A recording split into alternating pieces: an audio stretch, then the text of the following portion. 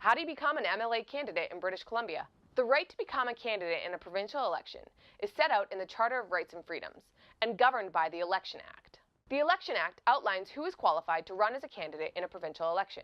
You must be a Canadian citizen, at least 18 years of age on general voting day, and you have to have been a resident of British Columbia for 6 months immediately before becoming a candidate.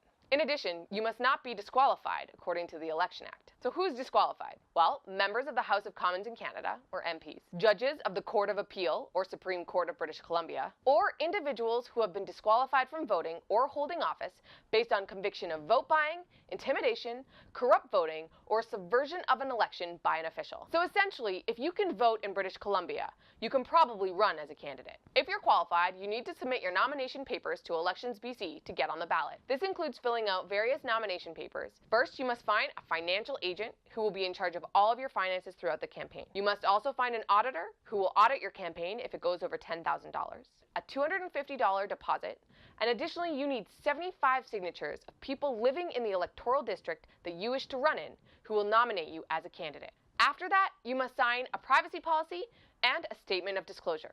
Once you submit your nomination package, all of these documents are available for public inspection. Some parts of this nomination package are easier than others.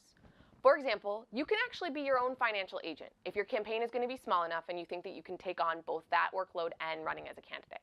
Getting 75 signatures might seem a bit daunting, but all it takes is you and a few friends and a few hours talking to members of your community to get the support you need to run for office. The signatures must be from people who are eligible to vote and live in the electoral district that you're running in. So be careful to make sure that you're getting the proper addresses and signatures of individuals who are nominating you. The $250 nomination fee will actually be returned to the candidate if they receive 15% of the votes that are accepted and counted in the election. Appointing an auditor might take a little bit more time, as you need to make sure you get someone who's certified to do audits in British Columbia.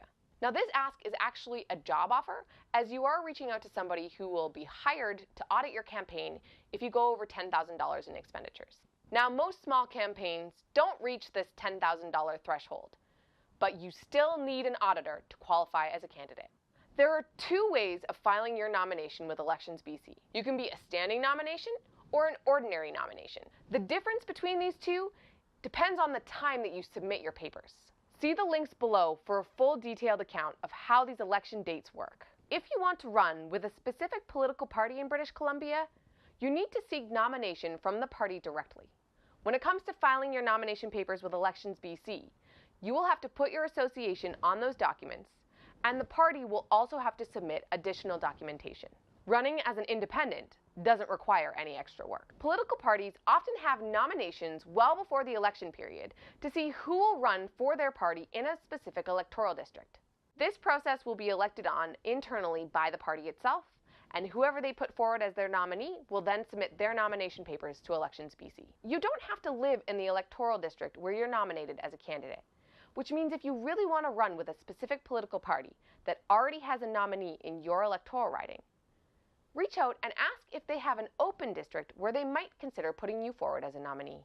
Once you've submitted your documentation and it's all been verified, you will receive a certificate of candidacy, which means you are officially an MLA candidate for the upcoming election.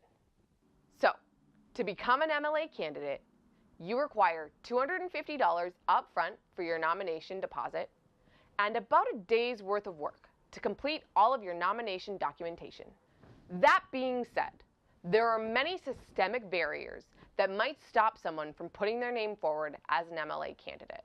These might include class, language, race, religion, gender identity, sexual orientation, ability, age, and culture. Keep in mind that while our electoral process has changed dramatically over the years, there is still a historical precedent for setting intentional barriers to limit who can access the system, such as the nomination fee. If you want to be a candidate and you can afford the financial and time commitment, I encourage you to put your name forward. If you can't afford it, try working on a campaign. The relationships and support you build can help you run in a future election. For more information about what I discussed in this video, check out the links below. My name is Amanda Konkin, the BC Greens MLA candidate running in Vancouver Point Grey. Subscribe to my channel for more videos about the election process in British Columbia.